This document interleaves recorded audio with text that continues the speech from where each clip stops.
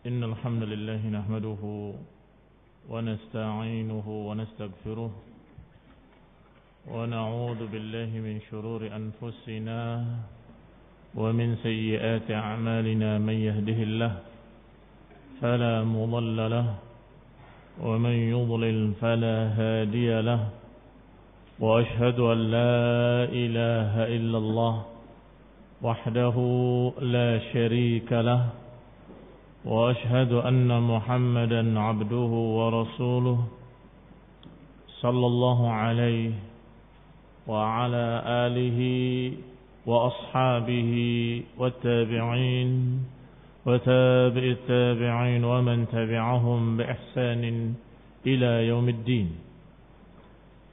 يا أيها الذين آمنوا اتقوا الله حق تقاته ولا تموتن إلا وأنتم مسلمون. يا أيها الناس اتقوا ربكم الذي خلقكم من نفس واحدة وخلق منها زوجها وبث منهما رجالا كثيرا ونساء واتقوا الله الذي تساءلون به والأرحام إن الله كان عليكم رقيبا.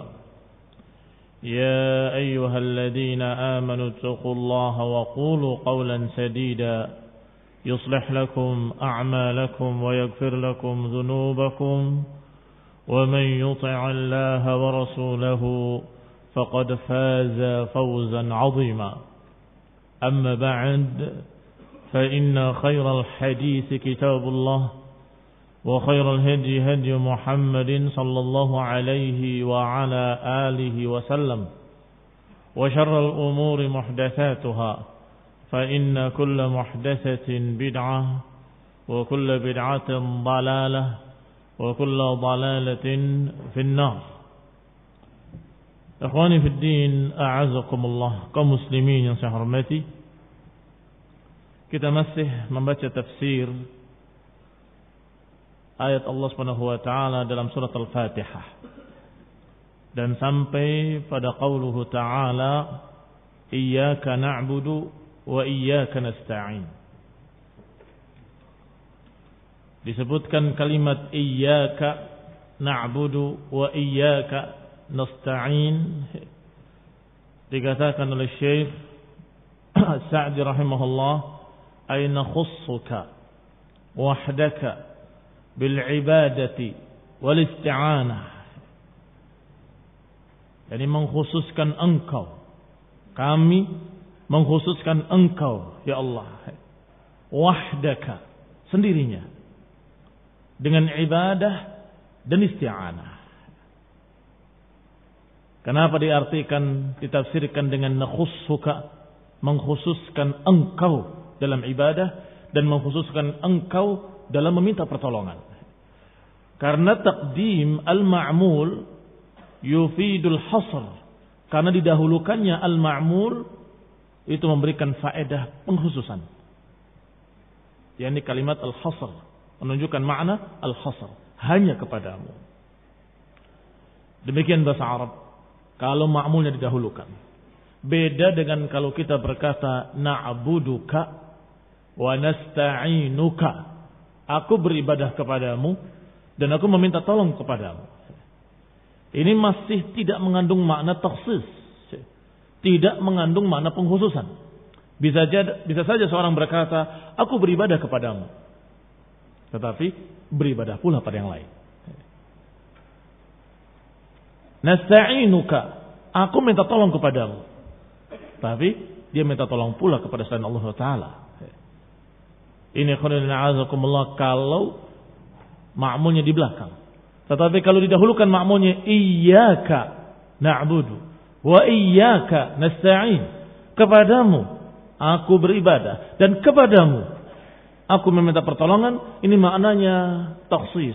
Yani hanya kepadamu aku beribadah dan hanya kepadamu aku meminta pertolongan.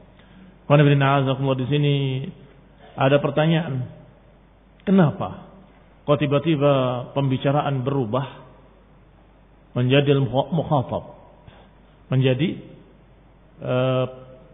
yang langsung diajak bicara dengan kalimat engkau, engkau. Padahal di ayat pertama, kedua, dan ketiga dengan dhamir ghaib. Alhamdulillah, segala puji bagi Allah yang Dia Maha Rahman, yang Dia Maha Rahim, yang Dia Malik Yaumiddin, yang Dia orang ketiga. Tapi tiba-tiba dan kepadamu.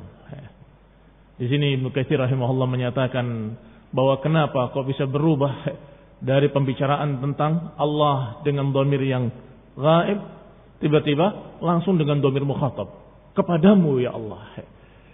Jawaban dari beliau bahwasanya ketika kita memuji Allah dengan kalimat alhamdulillahi rabbil alamin, segala puji bagi Allah Rabbul alamin, Ar-Rahmanir Rahim, yang maha penyayang, yang maha memiliki rahmat.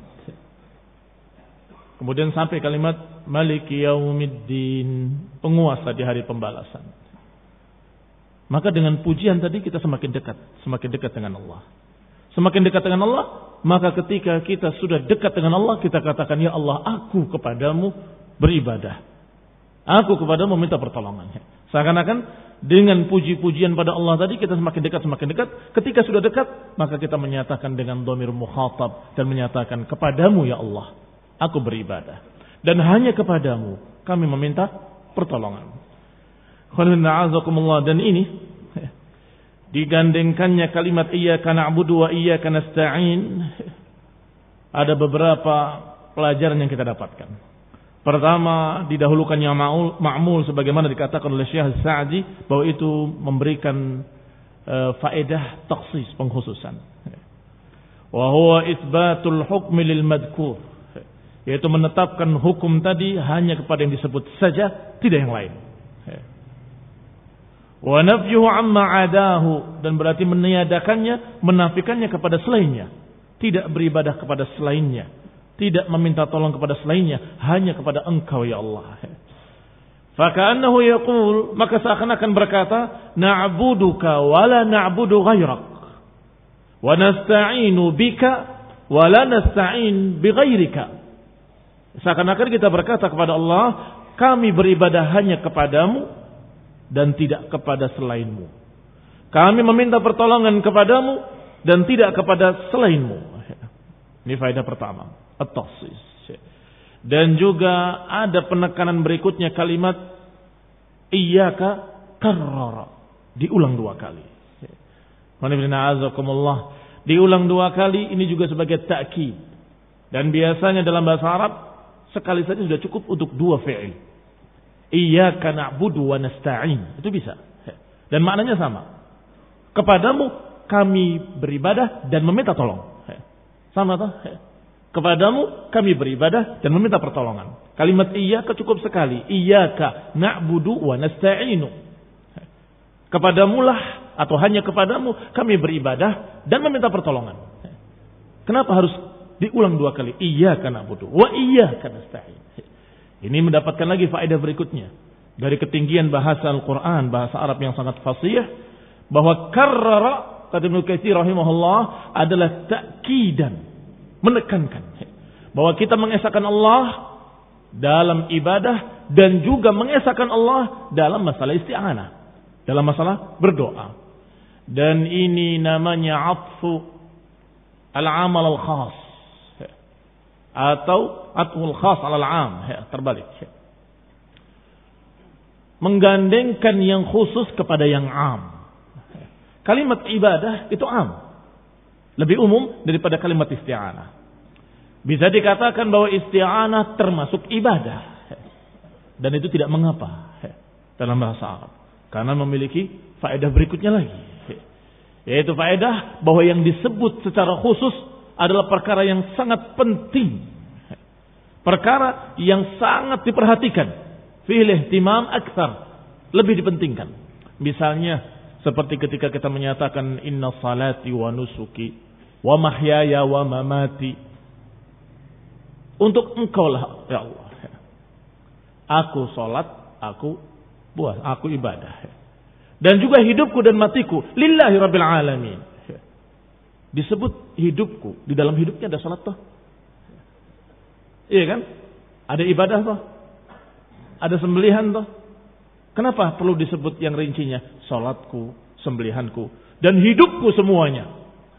Artinya hidupku semuanya untukmu ya Allah, khususnya salat dan ibadah. Ini juga sama. Kami beribadah hanya kepadamu ya Allah, khususnya isti'anah. Karena isti'anah termasuk ibadah. Al-isti'anah kepada Allah termasuk ibadah. Karena itu termasuk doa. Harapan kepada Allah. Wa du'a'u huwal ibadah. Sebagaimana diriwayatkan dalam riwayat yang sahih. Ad-du'a huwal ibadah. Itu yang lebih sahih daripada lafaz ad-du'a huwa mukhul ibadah. Ini yang lebih lemah. Yang lebih sahih ad-du'a huwal ibadah. Doa itu ibadah. Berarti digandengkannya iyyaka na'budu iyyaka nasta'in adalah atful khas 'alal 'am. Digandengkannya yang khusus kepada yang umum.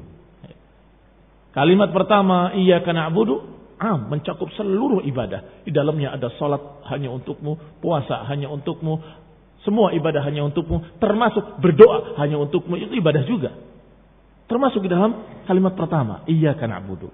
Tetapi kemudian dikhususkan, wa iyyaka nasta'in, dan juga meminta pertolongan khusus kepadamu. Dan ini atful khas 'alal 'am, apa yufid? Yufidul ihtimam. Memberikan faedah, mementingkan yang disebut tadi bahwa isti'anah itulah sesuatu yang harus juga kepada Allah saja dan harus dimurnikan hanya kepada Allah Taala. Dan sering Allah Subhanahu wa taala menyebutkan dalam Al-Qur'an setelah bicara ibadah, bicara tentang meminta pertolongan atau bergantung atau tawakal. Dan itu sering sekali. Seperti dalam ayat Allah Subhanahu wa taala, fa'budhu wa tawakkal 'alaihi. Fa'budhu wa tawakkal alaih. Beribadahlah kepada Allah dan bertawakallah kepadanya. Tawakal termasuk ibadah. Tetapi dipisahkan oleh Allah. Artinya beribadahlah, khususnya tawakal kepada Allah SWT. Ibadah am, tawakal khusus. Dan tawakal maknanya sama, isti'anah, terkandung di dalamnya. Bahwa kami bergantung kepada Allah. Kami mengharapkan dari Allah pertolongan, bantuan, dukungan, taufik. Demikian pula ayat Allah Subhanahu wa taala yang menyatakan Qul huwar rahman amanna bihi wa 'alaihi tawakkalna. Katakan dialah Ar-Rahman. Amanna bihi, kami beriman kepadanya. Beriman am. Kemudian dikhususkan wa 'alaihi tawakkalna, dan kepadanya kami bertawakal. Demikian pula ayat lain, Rabbul Masyriqi wal Maghribi la ilaha illa huwa fattakhidhu wakila. Dialah Rabbul Masyriq wal Maghrib. La ilaha illa hu, tiada ilah yang berhak diibadahi kecuali Dia. Fattakhidhu wakila, jadikanlah Dia sebagai wakil, sebagai tempat bergantung. Demikian pula ayat yang bersama kita, iyyaka na'budu wa iyyaka nasta'in. Kepadamu lah ya Allah kami beribadah, dan juga hanya kepadamu kami meminta pertolongan. Barakallahu fikum. Beribadah hanya kepada Allah, khususnya masalah isti'anah hanya kepadamu saja, tidak kepada yang lain. Tayyib, apa makna ibadah? Qala wa qaddama al-ibadah 'ala al-isti'anah min bab taqdim al-'amal al-khass wa ihtimaman bi taqdimi haqqihi ta'ala 'ala haqqi 'abdihi. Bahwa didahulukannya ibadah atas isti'anah adalah karena didahulukannya yang am atas yang khas, dan digandengkannya yang khas atas yang am. Yang terbalik. Taqdimul am alal khas, didahulukan yang umum dulu kemudian yang khusus. Atau dengan bahasa lain, atful khas alal am, digandengkannya yang khusus kepada yang am. Wa ihtimaman bi taqdimi haqqihi ta'ala ala haqqi 'abdihi, dan karena lebih mementingkan hak Allah daripada hak hambanya. Taib, apa itu ibadah? Hak Allah yang harus dilakukan kepada para hamba. Iya kan? Taib, apa isti'anah? Hak hamba yang diminta kepada dari Allah. Sahih? Apa maknanya isti'anah? Meminta pertolongan. Hamba meminta haknya dari Allah Subhanahu wa taala. Ya Rabb, kami sudah berupaya untuk beribadah kepadamu, kami mengisahkan engkau dan sebagainya, maka berilah kepada kami aun, pertolongan. Mana yang lebih didahulukan, hak Allah atau hak hamba? Hak Allah dulu. Maka disebutkan dengan iyyaka na'budu dulu, baru kemudian iyyaka nasta'in. Min taqdim, didahulukannya hak Allah ala haqqi 'abdihi, atas hak hambanya. Wal ibadah ismun jami'un likulli ma yuhibbuhu Allah wa yardah. Yang namanya ibadah adalah nama dari seluruh apa yang dicintai oleh Allah Subhanahu wa taala dan diridhoinya. Semua yang dicintai oleh Allah dan diridhoi oleh Allah, maka itu ibadah. Sehingga ibadah tidak hanya salat, puasa, haji dan zakat. Kadang-kadang perkara-perkara tersebut disebut dengan ibadah mahdhah. Ibadah mahdhah, ibadah yang murni, yang hanya ibadah di dalamnya, yang tidak ada kaitannya dengan yang lain. Tetapi sesungguhnya nama ibadah itu mencakup semua yang diridhai oleh Allah Subhanahu wa taala. Amalan sekecil apapun, kalau diniatkan untuk Allah dan diridhai oleh Allah sesuai dengan sunnah Rasulullah, maka itu ibadah. Sehingga walaupun imatatul adza atau imatatul adza anit tariq, menghilangkan gangguan dari jalan kaum muslimin, dikerjakan karena Allah, maka itu ibadah dan termasuk iman. Walaupun sekecil itu, bahwa iman a'laha la ilaha illallah wa adnaha, yang paling rendahnya imatatul adza anit tariq, menghilangkan gangguan dari jalan, maka itu pun ibadah. Kamu berbuat kebaikan sekecil apapun, kalau diridhai oleh Allah Subhanahu wa taala, niatnya karena Allah Subhanahu wa taala dan sesuai dengan sunnah Rasulullah SAW, maka itu ibadah. Berarti semua yang diridhai, semua yang dicintai oleh Allah Subhanahu wa taala, maka itu adalah ibadah. Al dikatakan ismun jami'un likulli ma yuhibbuhu Allah wa yardah minal a'mali wal aqwali dhahirah wal batinah. Semua yang dicintai oleh Allah dari perbuatan-perbuatan ataupun ucapan-ucapan yang lahir maupun yang batin, yang zahir terlihat ataupun yang tersembunyi dalam hati. Ucapan yang di lidah atau ucapan yang di hati, kalau diridhoi oleh Allah, itu ibadah. Amalan yang kelihatan zahir dengan anggota badan dan amalan hati, mencintai, membenci, mencintai yang pantas dicintai dan membenci siapa yang pantas dibenci, kalau cocok dengan apa yang Allah kehendaki dan dicintai oleh Allah, maka itu ibadah juga. Zahirah wal batinah, yang lahir maupun yang batin, yang tampak maupun yang tidak tampak. Syaratnya dicintai oleh Allah Subhanahu wa taala. Maka kata Ibnu Qayyim rahimahullah, ini definisi apa yang disebutkan oleh Syekh Sa'di rahimahullah, dinukil dari ucapan Syekhul Islam Ibnu Taimiyah dalam kitab Al-Ubudiyah. Sedangkan Ibnu Qayyim rahimahullah menyatakan wa madaruhu 15, dan lingkup ibadah ini ada 15. Man kammalaha kammala maratiba al-ibadah. Siapa yang menyempurnakannya berarti dia menyempurnakan peringkat-peringkat ibadah. Dan siapa yang kurang berarti kurang lengkap, kurang sempurna ibadahnya. Apa itu 15? Kata Ibnu Qayyim rahimahullah, penjelasannya adalah bahwa ibadah dilakukan dengan lisan, dilakukan dengan anggota badan, dan dilakukan dengan hati. Berarti ada 3 ibadah. Ibadatul lisan, ibadatul jawarih, wa ibadatul janan. Atau dengan bahasa Ibnu Qayyim, ibadatul lisan, ibadatul janan, wa ibadatul arkan. Semuanya dengan nun. Lisan, lidah. Janan, qalb, hati. Arkan, ini anggota badan. Ada 3 macam ibadah. Ibadah dengan ucapan, ibadah dengan hati, dan ibadah dengan anggota badan. Dan masing-masing dari 3 macam ibadah ini memiliki 5 hukum. Ada yang wajib, ada yang haram, ada yang dianjurkan, ada yang sebaiknya ditinggalkan, dan ada yang mubah. Maka siapa yang mencocoki 5 hukum ini berarti dia menyempurnakan ibadah. Ucapan misalnya, kalau ucapannya dicocokkan dengan 5 hukum tadi, yang wajib-wajibnya dikerjakan dengan lidah, diucapkan seperti wajibnya membaca dalam salat, wajibnya bersyahadat la ilaha illallah Muhammadur Rasulullah, dan meninggalkan yang haram, ucapan-ucapan syirik, ucapan dusta, ucapan persaksian palsu dan sebagainya ditinggalkan. Yang wajib dikerjakan, yang haram ditinggalkan. Dan yang dianjurkan, yang mustahabbah, berupaya untuk dilengkapi atau berupaya untuk dikerjakan dengan lidahnya, ucapan-ucapan yang baik.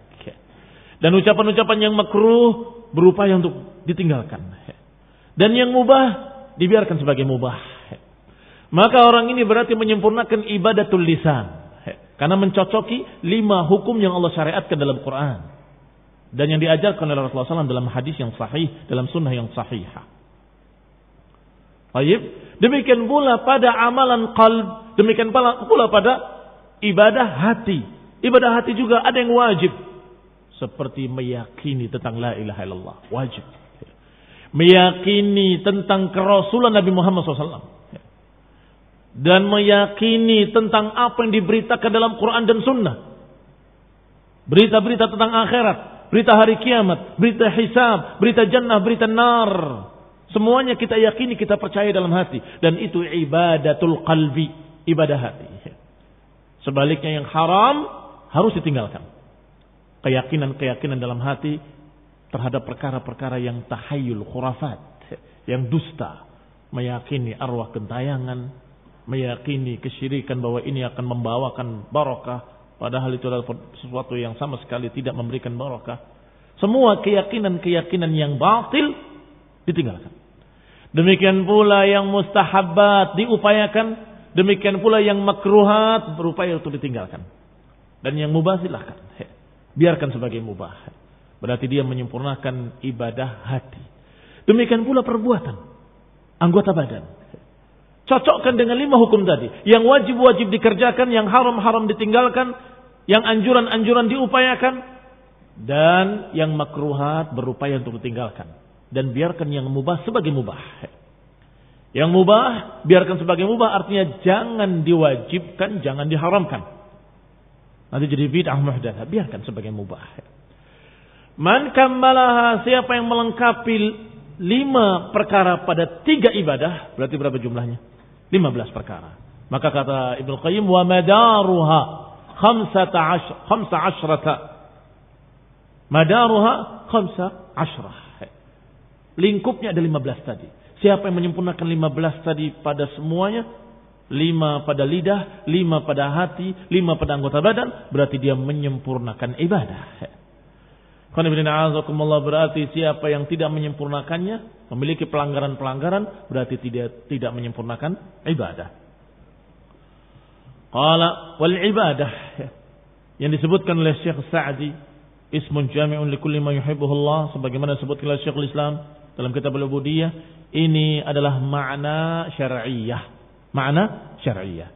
Adapun secara bahasa, kalimat ibadah dari abida ya'budu atau makna abada adalah dzallala, yang artinya merendah dan tunduk.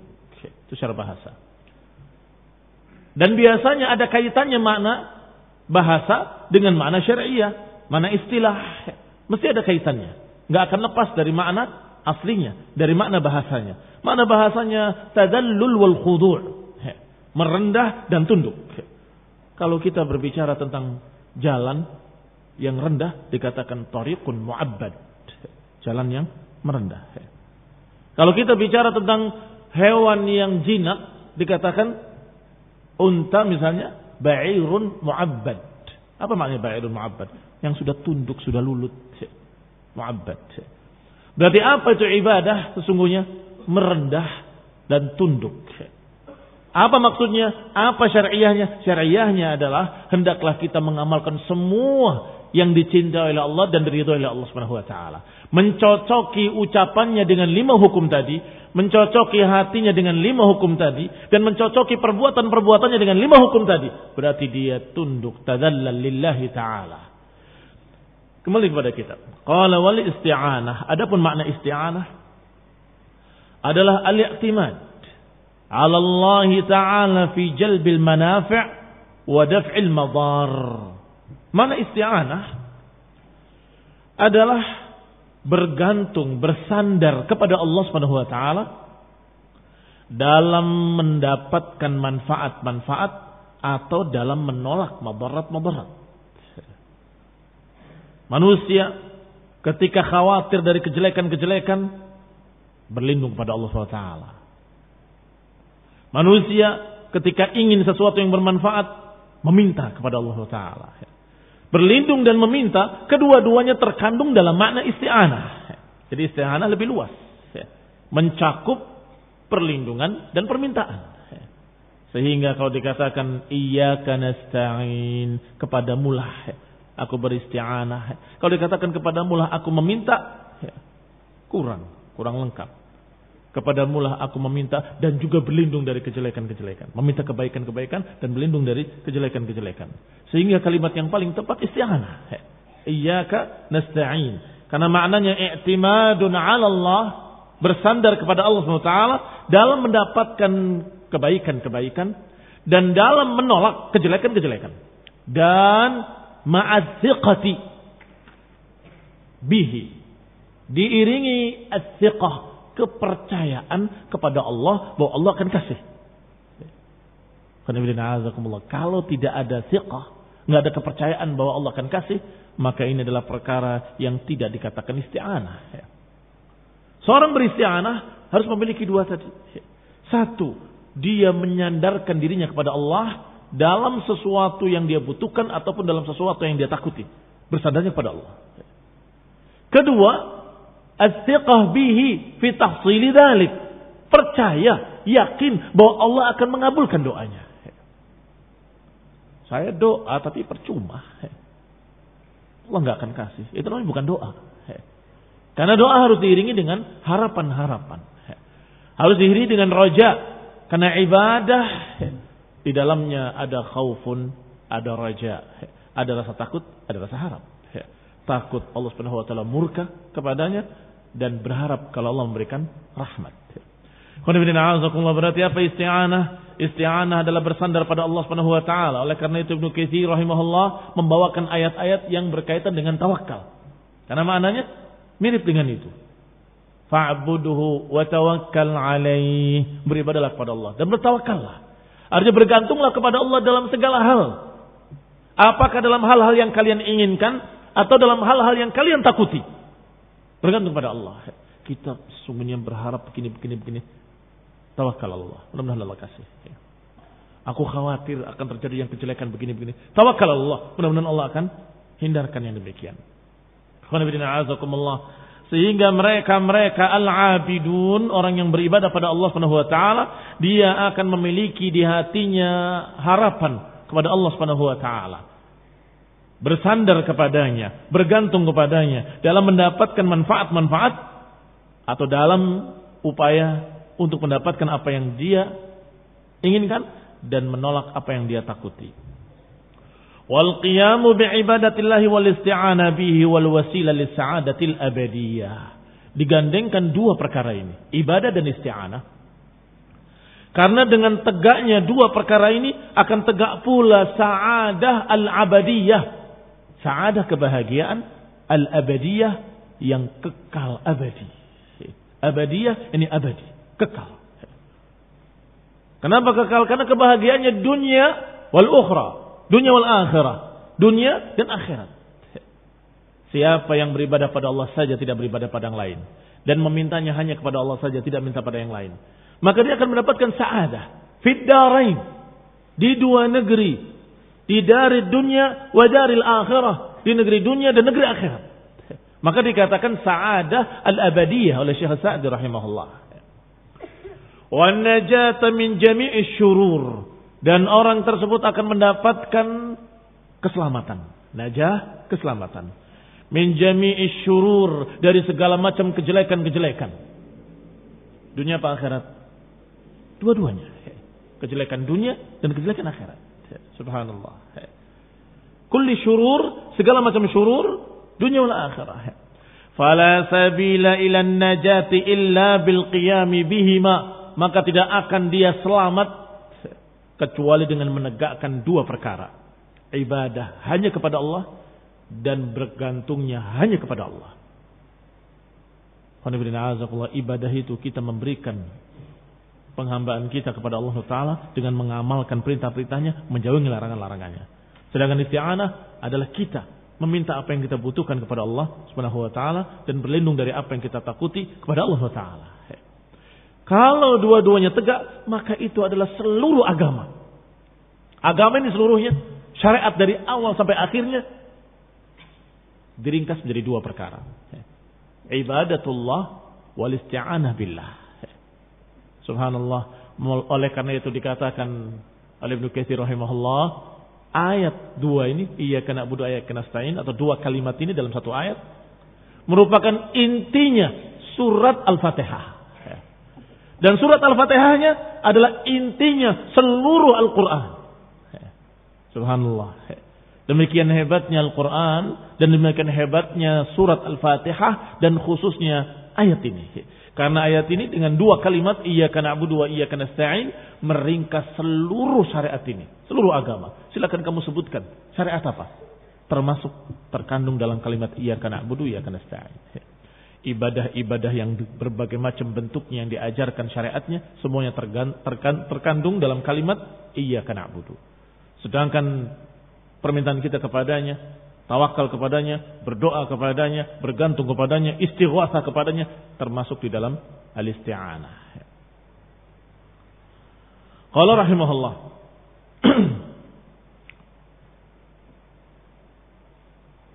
wa innama takunu al-ibadatu ibadatan idza kanat ma'khudatan an Rasulillah sallallahu alaihi wasallam maqsudan biha wajh Allah.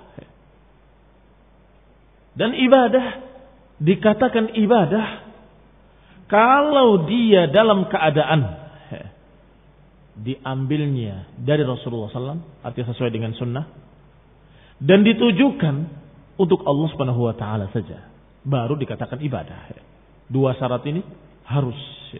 Ma'khudatun an Rasulillah, diambilnya dari Rasulullah, berarti ibadah harus sesuai dengan ajaran Rasul. Dan maksud, tujuannya maksudah adalah untuk Allah Subhanahu wa taala, tidak yang lain. Fa bihadzainil amrayn takunu ibadatun. Maka dengan dua perkara ini jadilah ibadah. Kanatnya sekarang atau takununya sekarang tamah, bukan naqisah. Kalau yang tadi naqisah, ada isim kana, ada khabar kana, yaitu takunul ibadatu ibadatan. Tetapi yang terakhir, bihadainil amrain takunu ibadatun. Dengan dua perkara ini terjadilah ibadah, terwujudlah ibadah. Itu maknanya. Wa dzakara al-isti'anah ba'da al-ibadah ma'a dukhulihima fiha. Ma'a dukhuliha fiha. Disebutkan dua, isti'anah dan ibadah. Padahal isti'anah termasuk ibadah. Limadha lihtiyajil 'abdi fi jami' ibadatihi ila al-isti'anati billah. Kata Syekh Nasr Sa'di rahimahullah, kenapa disebut isti'anah padahal sudah termasuk dalam ibadah? Kenapa kok diulang? Padahal sudah termasuk dalam ibadah. Karena seorang hamba sangat butuh lihtiyajil 'abd, karena butuhnya seorang hamba fi jami'i ibadatihi, butuhnya seorang hamba dalam seluruh ibadahnya butuh kepada pertolongan Allah Subhanahu wa taala. Jangan merasa sombong kita bisa beribadah tanpa bantuan Allah. Kalla, tidak mungkin. La haula wa la quwwata illa billah. Tiada kekuatan dan daya upaya kecuali dengan bantuan Allah. La haula wa la quwwata illa billah. Maka kita bisa ibadah, bisa sholat, bisa puasa, bisa ngaji, bisa belajar, bisa segala macam kita kerjakan karena bantuan Allah Subhanahu wa taala. Kalau tanpa bantuan Allah kita nggak bisa apa-apa. Tanpa pertolongan Allah kita nggak bisa apa-apa. Maka kita menyatakan, ya Rabb, iyyaka na'bud, kami hanya kepadamu beribadah. Tapi kami nggak akan mampu tanpa pertolonganmu ya Allah. Maka kami pun meminta hanya kepadamu. Paham? Lihat kata Syekh Nasr Sa'di rahimahullah, bahwa digandengkannya isti'anah setelah ibadah, padahal isti'anah termasuk ibadah. Karena seorang hamba ketika beribadah apapun tidak mungkin lepas dari pertolongan Allah, enggak mungkin bisa tanpa bantuan dari Allah Subhanahu wa taala. Fa innahu in lam yu'inhu Allah karena dia kalau tidak dibantu oleh Allah, lam yahsul lahu ma yuriduh, enggak akan bisa dia mewujudkannya walaupun dia ingin. Tetapi kalau Allah tidak bantu, tidak akan bisa mewujudkan ibadah sebagaimana mestinya. Min fi'lil awamir wajtinabin nawahi. Apakah pada perkara ketaatan, mentaati perintah-perintahnya, ataupun ketika menjauhi larangan-larangannya, enggak akan mampu, enggak akan bisa tanpa pertolongan Allah Subhanahu wa taala. Berarti mengikrarkan tauhid bahwa aku tidak beribadah kecuali kepada Engkau, ya Allah, kami hanya beribadah kepadamu, tidak kepada yang lain. Tetapi diiringi pula, ya Allah, bahwa aku ini makhluk yang lemah, kami fakir, kami enggak mampu, kami enggak bisa tanpa bantuan Engkau. Kaum muslimin yang saya hormati, sebagaimana ucapan-ucapan para anbiya, seperti ucapan Nabi Musa alaihissalam, bahwa aku min khairin faqir, aku terhadap kebaikan fakir, butuh ya Allah, aku butuh. Demikian pula dicontohkan dalam sekian banyak ayat untuk kita beribadah kepada Allah Subhanahu wa ta'ala, untuk meminta kepadanya, meminta bantuannya dalam beribadah. Apa disunahkan? Kalau dikatakan hayya 'alas shalah, apa kita ucapkan? La haula wala quwata illa billah. La haula wala quwata illa billah. Artinya diajak kita ibadah, kita menjawab, tanpa daya dan kekuatan Engkau aku enggak akan mampu ya Allah. Tidak ada kekuatan dan daya upaya kecuali dengan bantuanmu. Subhanallah. Ini sebagai contoh-contoh bahwa diajarkan dalam sunnah untuk kita mengakui kelemahan kita. Mengakui bahwa kita tanpa bantuan Allah, tanpa kekuatan Allah enggak akan bisa untuk berbuat apapun.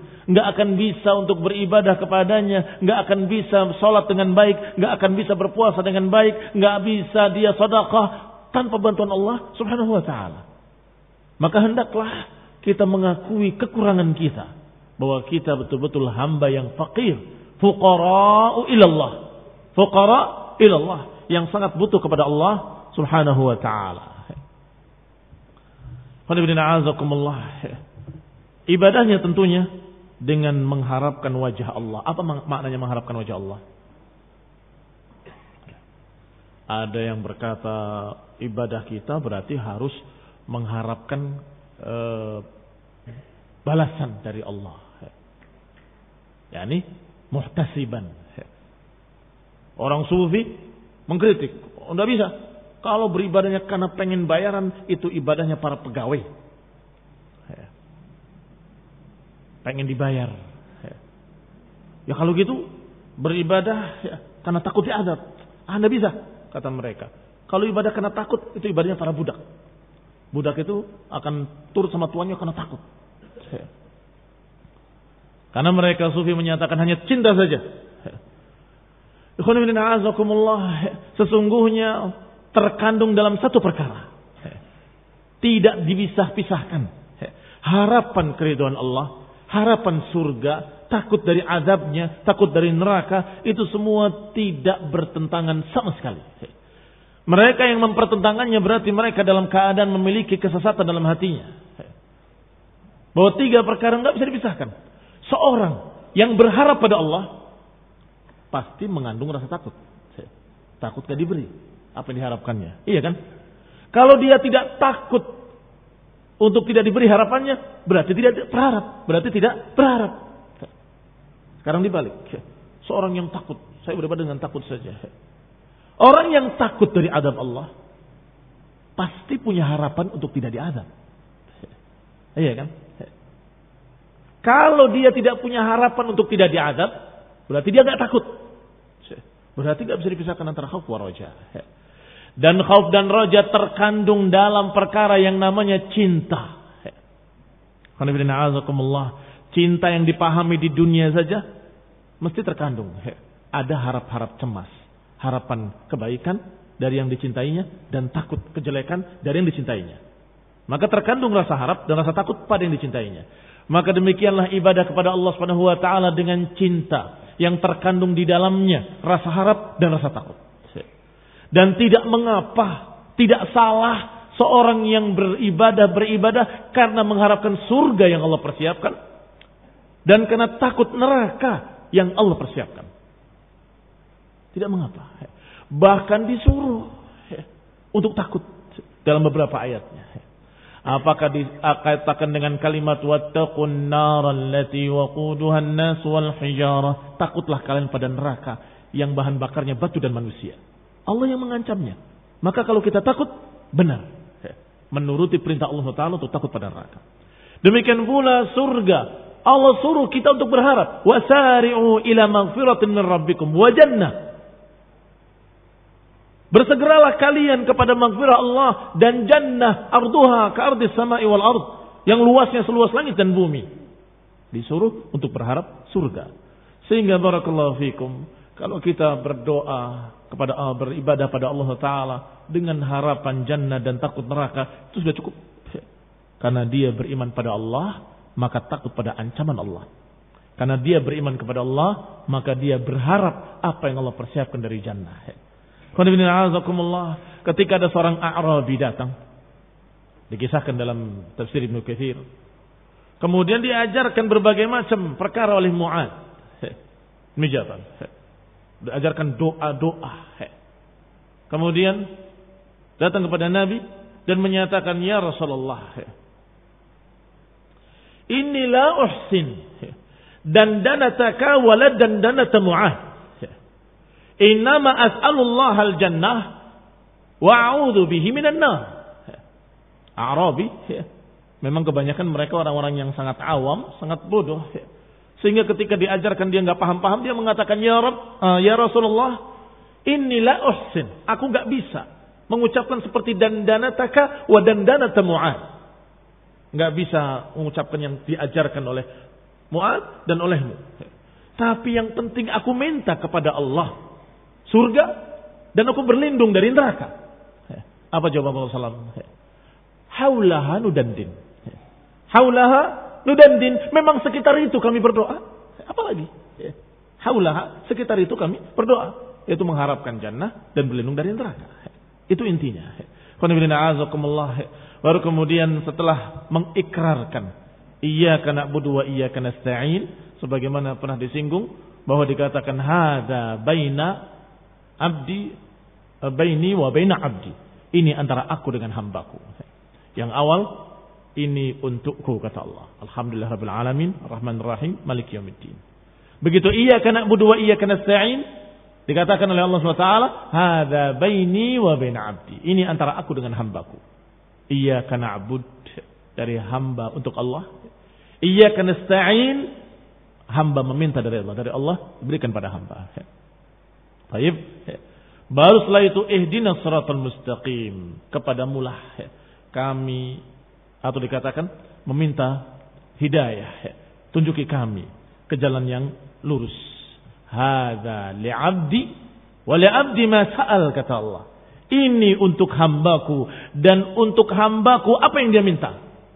Diberi oleh Allah dan dikabulkan oleh Allah Subhanahu wa taala. Berdoa ketika meminta siratal mustaqim, meminta petunjuk, meminta hidayah ke jalan yang lurus. Qala Syekh Sa'di rahimahullah, ثم قال تعالى اهدنا الصراط المستقيم أي دلنا وأرشدنا ووفقنا إلى الصراط المستقيم. Artinya tunjuki kami, bimbinglah kami dan beri taufik kepada kami ke jalan yang lurus. Wa huwa at-tariq al-wadih al-musil ila Allah, yaitu jalan yang sangat jelas yang mengantarkan kepada Allah Subhanahu wa taala, wa ila jannatihi, dan yang mengantarkan ke surganya. Wa huwa, yaitu ma'rifatullah atau ma'rifatul haqqi wal amal bihi.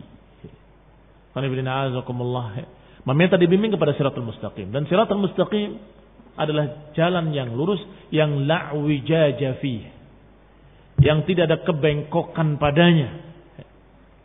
Dan itu dipaham oleh seluruh orang Arab dalam dialek apapun. Bahasa Arab memiliki dialek-dialek pada suku-suku masing-masing, tetapi kalimat sirat dipaham. Maknanya thariq. Al-mustaqim maknanya lurus. Yang la i'waja fiha, yang tidak ada kebengkokan padanya. Dan kalimat ihdina sebagaimana dikatakan oleh Syekh Sa'di, Ibnu Katsir juga menyatakan maknanya alhimna, ilhamkan pada kami. Waffiqna, berikan taufik kepada kami. Warzuqna, dan berikan kepada kami rizki dengan hidayah. Wa'atina, berikan kepada kami hidayah, petunjuk jalan yang lurus. Adapun jalan yang lurus adalah jalan yang tidak ada kebengkokan padanya, dan jalan yang paling singkat adalah jalan yang lurus. Jalan yang paling singkat adalah jalan yang lurus.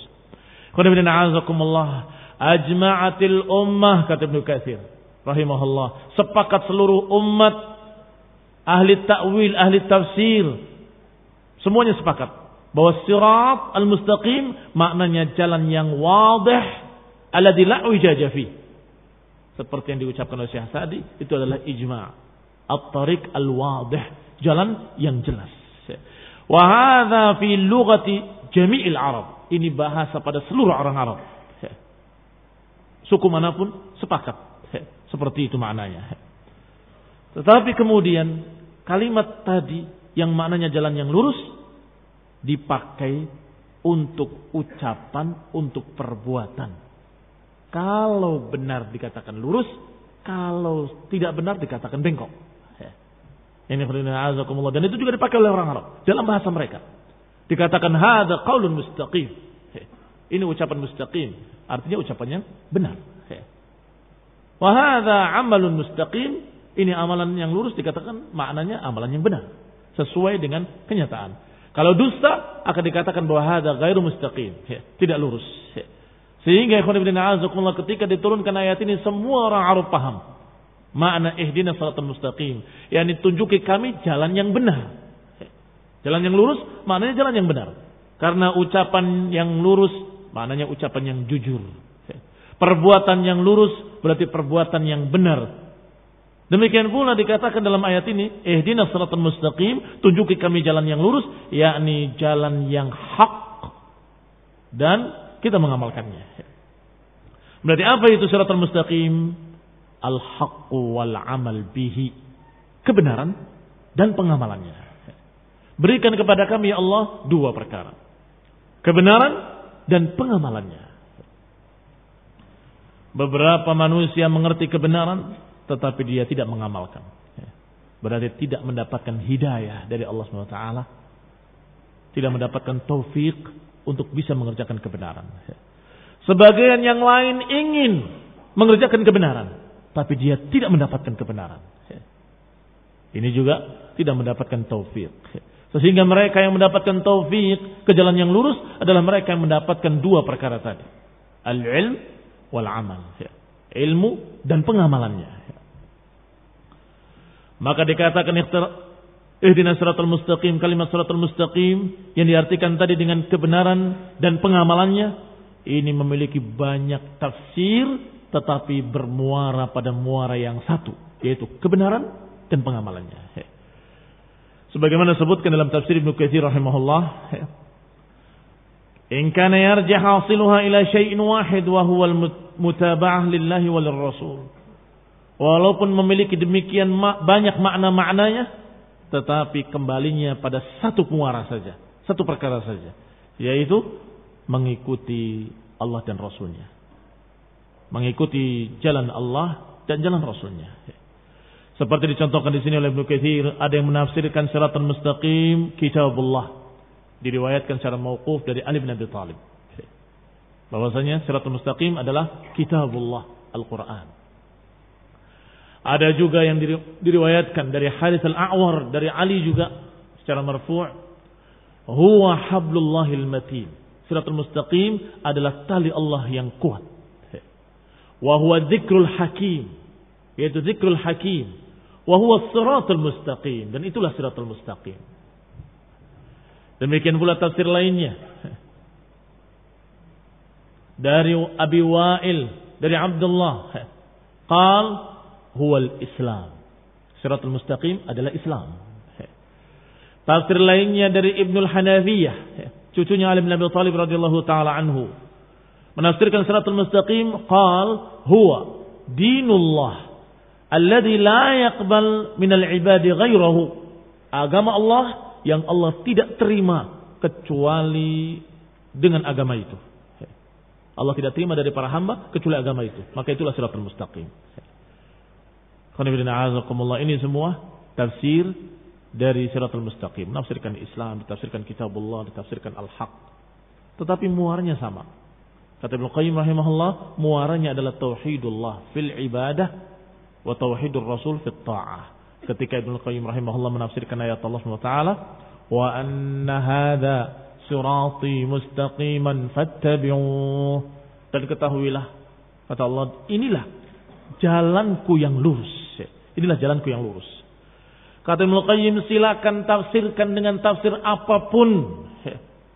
Mesti qutbu rahah, mesti intinya dua perkara. Tauhidullah fil ibadah wa tauhidur rasul fil mutaba'ah. Intinya dua. Mengesahkan Allah dalam ibadah dan menyendirikan Rasulullah dalam ikutan. Silakan tafsirkan. Silakan tafsirkan dengan tafsir apapun yang tadi. Intinya ini. Tayyib, ditafsirkan kebenaran. Apa itu kebenaran? Kebenaran adalah mengesahkan Allah dalam ibadah dan menyendirikan Rasul dalam ikutan. Tayyib, ditafsirkan Islam. Tayyib, apa dasarnya Islam? Dasarnya Islam, la ilaha illallah Muhammadur Rasulullah. Yaitu mengesahkan Allah dalam ibadah dan menyendirikan Rasulullah SAW dalam ikutan. Apa lagi? Dinullah. Dinullah juga dasarnya itu. Tauhidullah fil ibadah wa tauhidur Rasul fit ta'ah. Sehingga silahkan fasir, kata Ibnu Qayyim rahimahullah, dengan tafsir apapun dari para ulama, intinya mesti dua perkara. Mengesahkan Allah dengan ibadah dan menyendirikan Rasulullah SAW dalam ikutan. Artinya beribadahnya hanya kepada Allah dan caranya hanya mengikuti Rasulullah. Itu jalan yang lurus. Siapa yang keluar dari dua rel ini, maka dia menyimpang sesat. Imma menjadi dhal, mubtadi', wa imma menjadi ahlul ahwa, wa imma dia kafir, keluar dari Islam. Na'udzubillah min dzalik. La ilaha illa anta astaghfiruka wa atubu ilaik. Wassalamu alaikum warahmatullahi wabarakatuh.